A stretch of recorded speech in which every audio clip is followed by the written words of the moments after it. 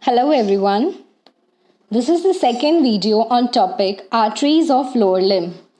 In this video, we are going to cover the course and branches of popliteal artery and anterior tibial artery. So let's start.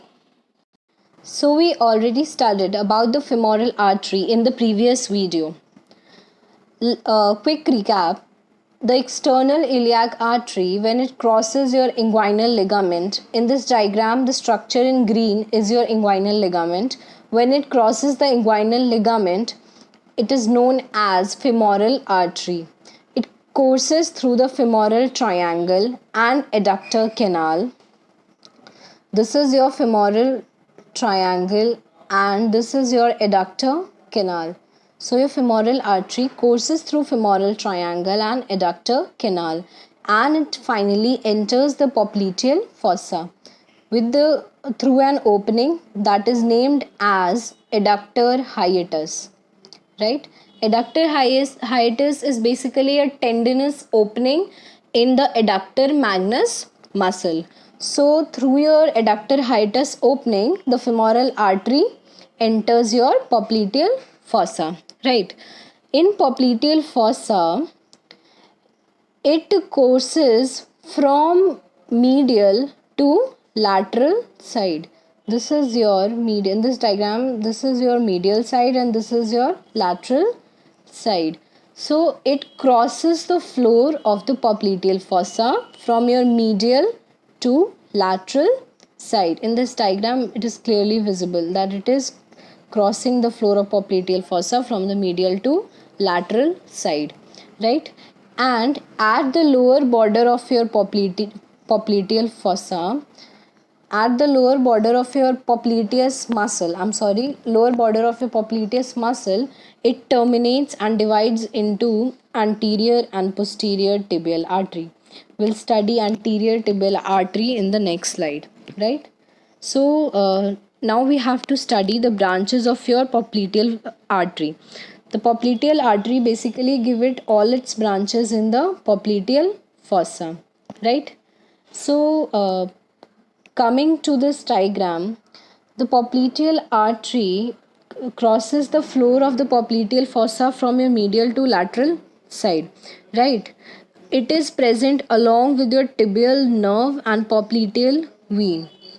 About the relations, it is present along with your tibial nerve and popliteal vein in the popliteal fossa. There are other contents also, but the main relations, I'm telling you the main relations of popliteal artery. So here it is making a V N relation in the upper part of your popliteal fossa. It is an A V N relation, and at the lowermost part, just a minute, at the lowermost part it is in NVA relation, right? As you can see that the tibial nerve is present most medially and the popliteal vein is present in the middle and popliteal artery is present most laterally. So NVA relation. And similarly in the middle part too, it is making NVA relation, right? So if we are asked the relations of popliteal artery, this is the main and this is the least that you can draw along with that, right? Okay. The popliteal artery has three types of branches: cutaneous branch, muscular branch, and genicular branch. Genicular means that they are supplying the knee joint, right? We also call it as an articular branch. So let's see all the branches one by one. First is your superior muscular branch. The superior muscular branch supplies your adductor magnus and hamstring muscle, and they also take part in anastomosis around the knee joint. Then superior genicular artery. Genicular means supplying the knee joint. These are two in number: superior middle genicular artery and superior lateral genicular artery. Right, this is your medial side and let's say this is your medial side and this is your lateral side. So this is your superior middle genicular artery and this is your superior lateral genicular artery. Then we have sural arteries. These supply your superior part of your calf muscles, right? Then we have middle genicular artery. Same, they are also supplying your knee joint. Then we have inferior genicular artery. Inferior genicular artery are also two in number, and one is your inferior medial genicular artery and then inferior lateral genicular artery, right? And this middle genicular artery supplies your synovial membrane of the knee joint and the cruciate ligaments. Okay, then we have cutaneous branch. Cutaneous branch, it pierces the roof of the popliteal fossa and it supplies the skin present over the area, right? The overlying skin. It supplies the overlying skin. Then we have lower muscular branches. The lower muscular branches supply your two heads of gastrocnemius muscle, the soleus muscle and plantaris muscle. What we call it as your triceps surae muscles, right? So the lower muscular branches supplies the triceps surae. Then we have terminal branches. So at the lower border of your popliteus muscle, the popliteal artery terminates into two, that is your anterior tibial artery and posterior tibial artery, right? So let's see what is anterior tibial artery. Anterior tibial artery. Okay. So this artery is your main artery of your anterior compartment of your leg, right?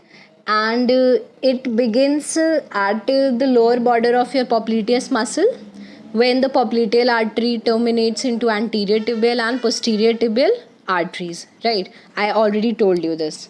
So this artery, the anterior tibial artery, this is your anterior tibial artery. It basically enters the anterior compartment through an opening in your interosseous membrane. This is your interosseous membrane, right? So there is an opening in this interosseous membrane and enters your anterior compartment of the leg, right? And it is running straight downwards. It is running vertically downwards. Then it passes through medial and lateral malleoli. So this is your tibia. Tibia is the medial bone, right? It is the medial bone and fibula is your lateral bone. So this is your medial malleolus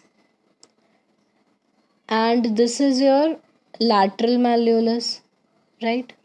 So this artery, anterior tibial artery, also